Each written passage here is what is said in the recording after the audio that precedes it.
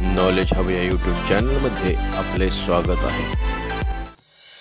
प्रकाश संश्लेषण। प्रकाश संश्लेषण म्हणजे वनस्पती व इतर काही सजीवांमध्ये प्रकाश ऊर्जेचे रासायनिक ऊर्जेत रूपांतर करण्याची प्रक्रिया होय। वनस्पती सूर्यप्रकाशाचा वापर करून कार्बन डायऑक्साइड आणि पाण्यापासून ग्लुकोज आणि ऑक्सिजन तयार करतात। प्रकाश संश्लेषण खालील प्रकारे कार्य करते। सूर्यप्रकाश। वनस्पतींची पाने सूर्यप्रकाशातील ऊर्जा शोषून घेतात। Carbon dioxide. वनस्पती हवेतून कार्बन डायऑक्साइड घेतात।